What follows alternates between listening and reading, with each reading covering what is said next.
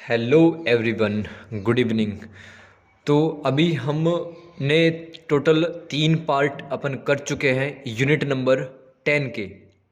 ठीक है, unit number 10 भू राजस्व व्यवस्था BHIC 133। ठीक है, 3 पार्ट अपन कर चुके। लास्ट क्लास में यानी पार्ट नंबर 3 में मैंने स्टार्ट करवाया था मुगल कालीन भू राजस्व व्यवस्था।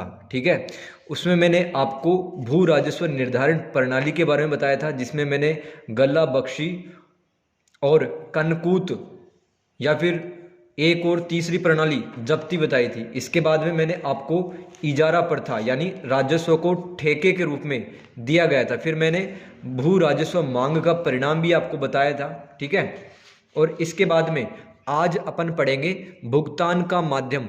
अगर पेपर में सवाल आता है मुगल कालीन भू राजस्व व्यवस्था के बारे में बताएं तो आपको ये सारे पॉइंट लिख कर आने हैं। ठीक है, पार्ट नंबर 4 को स्टार्ट करते हैं, जो अपना टॉपिक रह रहा था मुगल कालीन भू राजस्व व्यवस्था। ठीक है, उसमें दोस्तों अपन स्टार्ट करते हैं भुगतान का माध्यम, मतलब भू राजस्व किसानों से अनाज के रूप में लिया गया या फिर नगदी के रूप में। तो स्टार्ट करते हैं। देखो, दिल्ली सल्तनत काल के टाइम पर जब 13वीं और 14वीं शताब्दी में दिल्ली सल्तनत में भू राजस्व कुछ क्षेत्रों से नगद धन के रूप में वसूला गया था। ठीक है, कि 13वीं और 14वीं शताब्दी में मतलब खेत में उत्पन्न हो रही वस्तुओं को नहीं लिया गया, केवल कैश लिया गया किसानों से नगद धन के रूप में।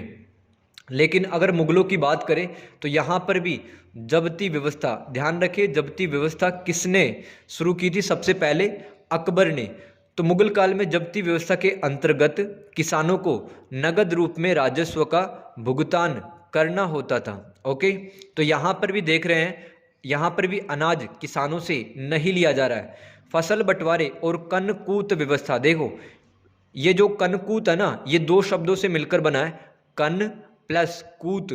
कन का मतलब होता है अनाज और कूत का मतलब होता है निर्धारण व्यवस्था, यानी कर की निर्धारण व्यवस्था। ठीक है, इस प्रकार की जो व्यवस्था है उसमें वस्तु के रूप में वसूली को नगदी में परिवर्तित करने की व्यवस्था थी। तो यहाँ पर भी जो खेत में अनाज होता था उसका बाजार में क्या मूल्य चल रहा है, क्या रेट चल रही है, उस हिसाब से उस अनाज का दाम किसानों से वसूल किया गया। नगद राशि का परिवर्तन वस्तु के बाजार मूल्य पर होता था। ठीक है, ये अपना पॉइंट कंप्लीट होता है। फिर अपन अगले सब टॉपिक की तरफ बढ़ते हैं, भू राजस्व वसूली। यहाँ पर अपन क्या पढ़ेंगे? रबी और खरीफ की फसलों से किस प्रकार से और कब किसानों से भू राजस्व लिया गया। देखो, गल्ला बख्शी का अर्थ होता है फसल बटाई के अधीन राज्य का हिस्सा खेत से सीधा वसूल कर लिया जाता था। गल्ला बख्शी में 3 प्रणालियां थी। ठीक है, टोटल 3 प्रणालियां थी। इसमें पहली प्रणाली में क्या होता था, जब फसल कट जाती थी तब मुगलों के राजस्व अधिकारी आते थे और उस उपज को जो राज्य की होती थी उसको अलग कर लिया जाता था। दूसरी गल्ला बख्शी में दूसरी विधि क्या थी? खेत को अलग अलग हिस्सों में बांटकर कर लिया जाता था। तीसरी क्या थी? फसल के जो गट्ठल रहते हैं ना, फसल के गट्ठल, उनको अलग कर लिया जाता था कि कुछ गट्ठल तो राज्य के होंगे और कुछ गट्ठल वो होंगे किसानों की। तो गल्ला बख्शी के अधीन राज्य का हिस्सा खेत से सीधा वसूल कर लिया जाता था। अबुल फजल कौन था डियर? ये अकबर के शासन काल में मौजूद था। ठीक है, अबुल फजल के अनुसार रबी की कौन कौन सी फसलें होती हैं? रबी की जैसे गेहूं हो गया, सरसों हो गया, मटर, आदि रबी की फसलें हैं। इनकी वसूली होली पर की जाती थी। ठीक है, और खरीफ फसल जैसे कि बाजरा, रागी, मक्का, ज्वार आदि फसलों की वसूली दशहरा से, ठीक है, दीपावली से पहले आता है दशहरा, तो दशहरा से शुरू की जानी चाहिए। ये कौन कर रहा है? अबुल फजल। खरीफ के मौसम में विभिन्न फसलों की कटाई विभिन्न समय में होती थी। ठीक है, देखो खरीफ की फसल होती है तो उसमें भी कई तरह की, जैसे बाजरा अलग टाइम पर करता है रागी, और जो ज्वार, ये सब, मक्का अलग अलग टाइम पर होता है। तो उसी के अनुसार फसलों के आधार पर राजस्व की वसूली 3 चरणों में की जाती थी। कितने चरणों में? 3 चरणों में। मतलब ऐसा तो नहीं है कि खरीफ की फसल सिर्फ एक ही चरण में एक बार ही काट ली जाती थी, ठीक है, 3 चरणों में वसूली की जाती थी। तो राजस्व वसूलने वाले जो अधिकारी थे वो फसल की कटाई और उसे खेतों से हटाए जाने से पहले राजस्व वसूलने का प्रयत्न करते थे। कई बार अधिकारी फसल कटने से पहले ही उतावलेपन में नजर आते थे। राजस्व न मिलने से किसानों को फसल कटाई से रोकने लगे, ठीक है। तो अब देखते हैं कि ये इनकी राजस्व अधिकारियों की थोड़ी उतावलापन या फिर इनकी ज़्यादा ही दखल अंदाजी नजर आ रही है, ठीक है। तो किसानों से मतलब फसल अभी कटी नहीं है और राजस्व अधिकारियों को किसानों से भू राजस्व, ठीक है, वो जल्दी चाहिए। अब नेक्स्ट बात करते हैं। देखो, एक और इतिहासकार, इनका बार बार जिक्र आता है इतिहास में, ठीक है, इरफान हबीब के अनुसार। ये क्या कहते हैं? इरफान हबीब के अनुसार फसल कटने से पहले ही किसानों द्वारा लगान देने से उनकी जो आर्थिक स्थिति है वो दयनीय हो गई, ठीक है। कैसे दयनीय हो गई? फसल अभी कटी नहीं है लेकिन राजस्व अधिकारी खेत पर ही मतलब अब खड़े हैं, तो किसान जाता है, जो गांव के बाबूजी लोग रहते हैं और महाजन या व्यापारी इनके पास जाता है और अपनी फसल बंधक रखकर ऋण ले सकते हैं, ठीक है। तो कई बार खेतों को गिरवी रख दिया जाता था, ठीक है, लोन ले रहे हैं व्यापारियों से और महाजन से किसान लोग, तो इस प्रकार के ऋण के जाल में भी फंस जाया करते थे। तो आमिल एक अधिकारी का नाम है जो कि मुगल एम्पायर में, मुगल साम्राज्य में पाया जाता था। आमिल यह राजस्व राजकोष में जमा करवाता था। अकबर के समय में किसानों को राजकोष में भू राजस्व देने हेतु प्रोत्साहित किया गया। टोडरमल, तो टोडरमल कौन था? टोडरमल देखो इतिहास में कब सक्रिय थे? 1500 ईस्वी से लेकर 1589 ईस्वी तक, ठीक है, टोडरमल का जीवन काल रहा है। टोडरमल ध्यान में रखेंगे मुगलों के साम्राज्य में वित्त मंत्री थे, ठीक है, फाइनेंस मिनिस्टर थे। टोडरमल ने किसानों से कहा कि वो एक समय सीमा के भीतर ही राजकोष में भू राजस्व जमा करवाएं और अपनी रसीद को प्राप्त करें। तो कई बार धोखाधड़ी और गबन को रोकने हेतु ग्रामीण लेखपाल कौन होता है? जिसके पास एक रजिस्टर होता था, उसमें सारा मेंटेन रहता था कि किसके पास में कितनी जमीन है, किस फसल का उत्पादन किया जा रहा, कहाँ पर बंजर जमीन है। तो लेखपाल व पटवारी अपनी खातों में, मतलब इनके पास में कुछ बही खाते हुआ करते थे, बही खातों में भुगतान की राशि को लिख लेते थे। तो भाई अगर रिकॉर्ड मेंटेन रहेगा सिस्टमेटिक ढंग से तो धोखाधड़ी और गबन भ्रष्टाचार को कम किया जा सकता है। राजस्व में राहत रियायतें, मतलब कई बार ऐसा होता था मानसून खराब पड़ता था या किसान किसी वजह से फसल का उत्पादन नहीं करता था, तो उस स्थिति में उसको कुछ राहत, उसको कुछ छूट मिल जाती थी। शेरशाह सूरी कौन था? भारत में द्वितीय अफगान वंश की स्थापना करने वाला शासक था, जिसने 1540 ईस्वी में हुमायूं को हरवाया था, ठीक है, हुमायूं को हरा दिया था और उत्तर भारत में सूरी वंश या द्वितीय अफगान वंश की स्थापना की थी। इन्होंने घोषणा की थी कि रियायत केवल कर निर्धारण के समय, छूट कब दी जाएगी? जब कर का निर्धारण हो रहा होगा तब की जाएगी, लेकिन वसूली के समय किसी प्रकार की कोई छूट किसानों को नहीं मिलेगी। औरंगजेब ने करोड़ी, एक करोड़ी का नाम है, करोड़ी कौन होता था कि मतलब ये सहायता करता था भू राजस्व अधिकारियों को लगान वसूलने में। तो अलग अलग क्षेत्रों में करोड़ी लगे हुए थे। करोड़ी एक पद का नाम है, किसी व्यक्ति का नाम नहीं है। तो औरंगजेब ने मोहम्मद हाशिम करोड़ी को निर्देश दिया कि फरमान जारी किया कि फसल कट जाने के बाद किसी प्रकार की कोई रियायत नहीं दी जा सकती है। फसल खराब हो जाने पर रियायत का प्रावधान था, ठीक है, फसल खराब हो जाने पर छूट का प्रावधान था। गल्ला बख्शी समझ गए हैं, फसल को बांटने की विधि, जिसमें 3 विधि आती हैं। गल्ला बख्शी व कन्नकूट प्रक्रिया में फसल की उपज के आधार पर ही राज्य के कर के हिस्से में वृद्धि या कमी की गई। तो भाई जिस खेत में पैदावार ज़्यादा होगी, जिस खेत में प्रोडक्शन ज़्यादा होगा, अनाज ज़्यादा होगा, वहाँ पर थोड़ी कर की दर ज़्यादा कर दी जाती थी, ठीक है। अगर अच्छी भूमि होगी, अच्छी फर्टाइल लैंड होगी वहाँ की, अगर कहीं पर बंजर भूमि या फिर उत्पादन कम हो रहा है तो उस जमीन की उत्पादकता के आधार पर वहाँ पर कर का निर्धारण किया जाता था। नेक्स्ट पॉइंट लिखेंगे इसी में, मुगलों की भू राजस्व व्यवस्था में जब्ती व्यवस्था में कर निर्धारण करते समय नाबूद, ठीक है, एक फारसी शब्द है नाबूद क्षेत्र कौन सा होता है? जिस इलाके में फसल ना हुई हो उसको नाबूद क्षेत्र कहते हैं। तो नाबूद क्षेत्र को घटाकर बचे हुए क्षेत्र पर कर का निर्धारण किया जाता था। ठीक है, कर का निर्धारण किया जाता था। तो हर फसल पर पूरी राशि वसूल करना संभव नहीं था और हमेशा बची हुई राशि अगले साल की वसूली के लिए छोड़ दी जाती थी। अब सोचो, किसी खेत का किसान की डेथ हो गई है या फिर कोई किसान खेत छोड़कर भाग गया है, तो किसानों की बकाया राजस्व राशि उनके पड़ोसियों से वसूलने की जो प्रथा है वो प्रचलन में थी। समझ गए? तो देखो, ये तो अन्याय है, ये इनजस्टिस है कि उस खेत की जो जिससे पैसा आ रहा है, ठीक है, वो किसान भाग गया है, उसकी मौत हो गई है, लेकिन उसका जो पड़ोसी किसान है उसको पैसा देना पड़ता था। ये तो एक सरासर गलत बात थी। तो औरंगजेब ने खालिसा भूमि कौन सी होती है?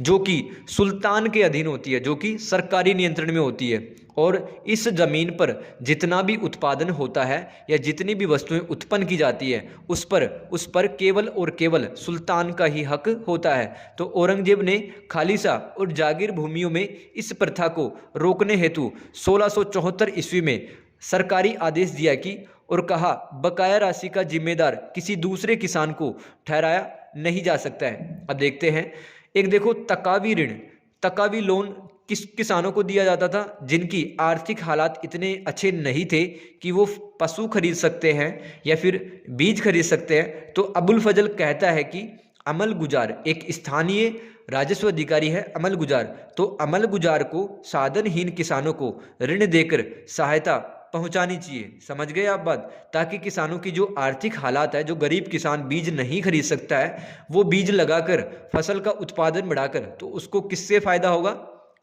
सीधा फायदा राज्य को होगा। तो टोडरमल का फिर से नाम आ गया। तो टोडरमल ने भी तकावी ऋण को समर्थन दिया। यह ऋण ब्याज मुक्त होता था। इस प्रकार के ऋण पर, तकावी ऋण पर, जो कि गरीब किसानों को दिया जाता था, इस पर कोई इंटरेस्ट नहीं लगता था। इसे फसल की कटाई के समय चुकाना होता था। तकावी ऋण को प्रदान करने का जो काम है वो चौधरी मुकद्दम करते थे। अबुल फजल के अनुसार तकावी ऋण धीरे धीरे वसूलना चाहिए ताकि किसानों पर वित्तीय बोझ ना बढ़े।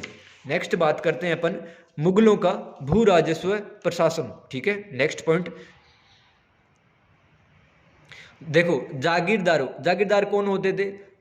सैनिकों को, सैनिक अधिकारियों को काम के बदले, ठीक है, वेतन ना देकर, कैश ना देकर उनको जागीर प्रदान की जाती थी। उस जागीर पर कर वसूलना होता था किसानों से। तो जागीरदारों का स्थानांतरण मतलब उनका ट्रांसफर 2 या 3 सालों में हो जाता था। अतः उन्हें स्थानीय किसानों की कर देने का सामर्थ्य और स्थानीय प्रथाओं का कोई ज्ञान नहीं था। देखो, अब सपोज करो आपकी जॉब है और आप किसी भी विभाग में गए हैं, फिलहाल आपका 2 साल बाद में, 3 साल बाद में ट्रांसफर हो जाता है, तो उस विभाग के आपको कार्य ही नहीं पता चलेंगे। आप अपने जो मोटिव्स हैं, उद्देश्य हैं, उनको पूरा नहीं कर पाएंगे जितने लक्ष्य रहेंगे। तो यहाँ पर भी जागीरदारों को ऐसा हो रहा था कि एक भूमि पर, एक जो क्षेत्र है वहाँ पर 2 या 3 साल ठहरने का इनको मौका मिलता था, फिर ट्रांसफ़र हो जाता था। जैसे मालवा का जो जागीरदार है वो बंगाल या उड़ीसा चला जाता था।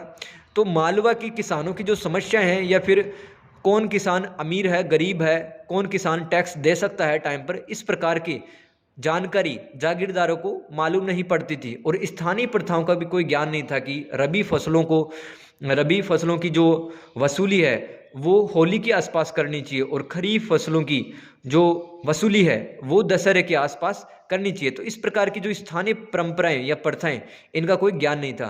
राजस्व के क्षेत्र में 3 प्रकार के अधिकारी थे। पहले प्रकार के अधिकारी जागीरदारों के कर्मचारी और प्रतिनिधि थे।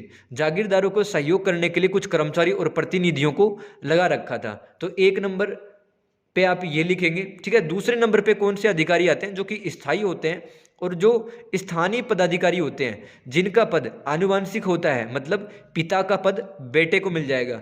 तो जागीरदारों के स्थानांतरण से इनको कोई भी फर्क नहीं पड़ता था, क्योंकि जागीरदार का तो ट्रांसफर होता ही रहता था हर 2-3 साल में, ठीक है। अब देखते हैं तीसरे प्रकार के अधिकारी, जागीरदारों को नियंत्रित करने वाले अधिकारी। तो जागीरदार कोई तरह का करप्शन ना करे, गलत तरीके से पैसा ना कमाए, किसानों को तंग ना करे, इसलिए मुगल साम्राज्य में इनको कंट्रोल करने के लिए कुछ अधिकारी लगाए हुए थे। तो 3 प्रकार के अधिकारी थे जो कि राजस्व के क्षेत्र में लगे हुए थे। अब देखो, गांव के स्तर पर कुछ पदाधिकारी पढ़ते हैं, जैसे करोड़ी पद का निर्धारण। ये देखो, अकबर के शासन काल के समय करोड़ी पद का सृजन किया गया था। तो करोड़ी पद का निर्धारण 1574 ईस्वी में किया गया था। तो यह राजस्व के निर्धारण, इसका काम क्या था कि भाई राजस्व का निर्धारण भी करता था और वसूली, दोनों ही काम थे। लेकिन शाहजहां का जब शासनकाल आया तब राजस्व क्षेत्र में एक और अधिकारी की अपॉइंटमेंट, अमीन, ठीक है, अमीन। तो अमीन का क्या काम होता था? अमीन का काम होता था कर का निर्धारण करना। तो करोड़ी के पास पहले दो काम थे, राजस्व का निर्धारण भी करता था और वसूली दोनों करता था। लेकिन राजस्व का निर्धारण का जो काम है वो अब अमीन को मिल चुका है। तो अब करोड़ी के पास में कौन सा काम रह जाएगा? सिर्फ और सिर्फ किसानों से कर की वसूली करना। तो प्रांत का दीवान, अब बात करते हैं करोड़ी को ज्वाइनिंग लेटर यानी नियुक्ति कौन करता था। तो प्रांत का जो दीवान होता था ये एक बड़ा राजस्व अधिकारी होता था जो कि प्रांत के स्तर पर कार्य करता था और करोड़ी से उम्मीद की जाती थी कि वह किसानों के हितों का ख्याल रखे, किसी किसान से बेवजह कर ना वसूले। तो करोड़ी द्वारा की गई वसूली तथा इसके कर्मचारी कोई धोखाधड़ी ना करे, इस हेतु पटवारी को सख्त निर्देश दिए गए कि वे अपने रिकॉर्ड्स को सही लिखें। अब रिकॉर्ड सही रखेंगे तो गबन, भ्रष्टाचार, किसी प्रकार की कोई धांधली नहीं होगी। नेक्स्ट बात करते हैं, ये तो पढ़ लिया अपन ने करोड़ी के बारे में। अब दूसरे प्रकार के जो राजस्व अधिकारी हैं अमीन, तो अमीन के बारे में अपन समझते हुए चले जाते हैं, ठीक है। अब देखो, अमीन जो पद है वो शाहजहां के काल पे बनाया गया था। शाहजहां के काल में अमीन पद का सृजन किया गया था। इसका काम क्या था अमीन का? राजस्व निर्धारण करना तथा इसकी नियुक्ति कौन करता था? दीवान। तो करोड़ी की नियुक्ति भी दीवान करता था और अमीन अधिकारी की नियुक्ति भी दीवान करता था। करोड़ी एवं फौजदार और अमीन, देखो तीन अधिकारियों के नाम आ गए अब, करोड़ी और फौजदार और अमीन। इन तीनों का काम था सुरक्षित तरीके से जितना भी पैसा किसानों से कर के रूप में वसूला जा रहा है उसको राजकोष तक पहुंचाना। तो प्रांत का फौजदार अमीन और करोड़ी की गतिविधियों पर निगरानी भी रखता था। तो फौजदार के दो काम थे। पहली बात, ये सेना और पुलिस भी रखता था। अगर कोई किसान विद्रोह करता है, किसी राजस्व अधिकारी के साथ मारपीट भी करता है, वहां पर फौजदार जाता था अन्य राजस्व अधिकारियों के साथ में और शांतिपूर्वक कर की वसूली की जाती थी। और एक और काम था फौजदार का कि अमीन और करोड़ी गलत तरीके से पैसे ना कमाएं, अपना काम ईमानदारी से करें। इसलिए फौजदार को अमीन और करोड़ी के जो गतिविधियां हैं उनको निगरानी करने के लिए रखा गया। वह उनकी पदोन्नति की अनुशंसा भी किया करता था। अगर कोई अमीन करोड़ी अच्छा काम कर रहा है तो उनको अच्छे इलाकों पर प्रमोट करने के लिए, उनके प्रमोशन के लिए, पदोन्नति के लिए ये रिकमेंड किया करता था कि भाई ये अमीन या ये करोड़ी अच्छा काम कर रहे हैं, ठीक है। कानून को तीसरे नंबर पे अपन पढ़ते हैं कानून को। देखो यह कैसा, इसके क्या कार्य थे। देखो सबसे पहले तो अपन बात समझते हैं, यह परगने का स्थानीय राजस्व पदाधिकारी था। देखें आज के टाइम पर अपन जिस चीज को तहसील बोलते हैं, देखो किसी भी देश में प्रशासनिक इकाइयां होनी जरूरी है, ठीक है। तो पहले प्रांत होता था और फिर उसमें सिक आता था, सिक सलगम वाला से सिक का मतलब डिस्ट्रिक्ट, जिला, और जिले के बाद में तहसील। तो उसी तहसील को यहाँ पर परगना बोला जा रहा है। इसके अंतर्गत भी लगभग 100 के लगभग गांव आते थे। तो यह परगने का स्थानीय राजस्व पदाधिकारी होता था। यह लेखपाल या फिर लेखा जोखा करने वाली जातियों में से ही नियुक्त किया जाता था। तो कानून को किसको बनाते थे पहले समाज में? जो कि लेखा जोखा का काम करते थे। यह पद आनुवांशिक हुआ करता था, लेकिन नए व्यक्ति की नियुक्ति हेतु अलग से सरकारी आदेश प्राप्त करना होता था। जैसे कोई व्यक्ति बोल रहा है कि मैं लेखपाल की जो नौकरी है इसको करने में असमर्थ हूँ, मेरी नौकरी मैं किसी और को देना चाहता हूँ, तो सरकार की तरफ से निर्देश या फिर फरमान प्राप्त करना पड़ता था, ठीक है। इसके लिए सरकारी आदेश प्राप्त करना पड़ता था। जो कई कानूनगो थे वो भ्रष्टाचार में लिप्त थे।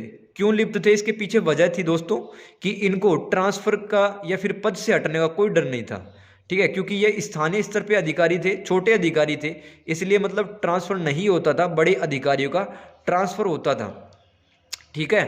जैसे जागीरदार एक बड़ा अधिकारी था, इसका तो ट्रांसफर हो जाया करता था। लेकिन जो स्थानीय स्तर पे, गांव के स्तर पे जो लोग काम कर रहे हैं राजस्व अधिकारी, इनका ट्रांसफर नहीं होता था। तो इनको किसी प्रकार की कोई ऐसा डर नहीं था, इसलिए भ्रष्टाचार भी करते थे। लेकिन ऐसा बात नहीं है दोस्तों, भ्रष्टाचार का अगर आरोप साबित हो जाता है तो इनको सरकारी आदेश जारी करके इनको हटा भी दिया जाता था।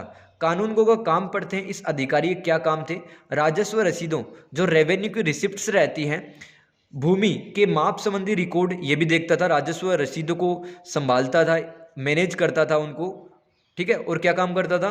भूमि के माप संबंधी रिकॉर्ड की कहाँ पर कितनी कितनी जमीन है, ठीक है, और उसका वितरण किस प्रकार से है। फिर क्या और काम? स्थानीय राजस्व दरों का निर्धारण करना, परगने की रीति रिवाजों से संबंधित कागजों को व्यवस्थित करना भी कानूनगो का काम था। कानूनगो जागीरदारों तथा उसके कर्मचारियों को भू कर संबंधित सलाह भी देता था। तो जागीरदारों को सलाह भी देता था कि आप इस प्रकार से किसानों से कर को वसूले। अब देखो, अब वेतन की बात करते हैं कि कानूनगो को कितना रुपया पैसा मिलता था राज्य की तरफ से, ठीक है। अब देखते चले जाना। कानूनगो का वेतन कुल राजस्व का 1% होता था, लेकिन अकबर ने उन्हें अलग से वेतन देना प्रारंभ कर दिया, ठीक है। देखो, अब चौधरी के बारे में पढ़ते हैं। ये पद, इस पद पर रहने वाला व्यक्ति क्या काम करता था? तो यह भी कानूनगो के समान ही राजस्व पदाधिकारी होता था। यह उस क्षेत्र का प्रमुख जमींदार होता था, बड़ा जमींदार। तो आज भी अपन चौधरी जैसे ही सुनते हैं तो अपने मन में आता है कि जिसके पास में बहुत सारी जमीन होगी, ठीक है। तो उसी प्रकार का अधिकारी था, एक प्रमुख जमींदार था। इसका काम कर वसूली में सहायता करना था। चौधरी क्या क्या काम थे? तकावी ऋण का बंटवारा करना, कौन से किसान को तकावी ऋण मिलना चाहिए, नहीं मिलना चाहिए, चौधरी का काम था। और अगर किसी किसान को तकावी ऋण दे दिया जाता है तो ये रिस्पॉन्सिबिलिटी लेता था, जिम्मेदारी, या फिर इस बात का उत्तरदायित्व अपने कंधों पर लेता था कि ये किसान तकावी ऋण को चुका देगा, ठीक है, टाइम पर। और क्या काम था? कानूनगो पर नियंत्रण रखना भी इसका काम था। अब वेतन कितना मिलता था चौधरी को? चौधरी को बहुत ज़्यादा भत्ता या वेतन नहीं मिलता था, लेकिन दोस्तों उसको ऐसी ज़मीनें मिलती थी जिस पर राज्य की तरफ से कोई भी टैक्स नहीं लगता था।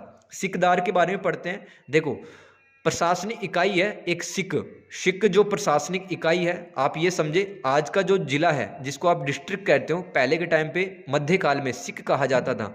और सिक के स्तर पर सिकदार को नियुक्त किया जाता था सम्राट के द्वारा।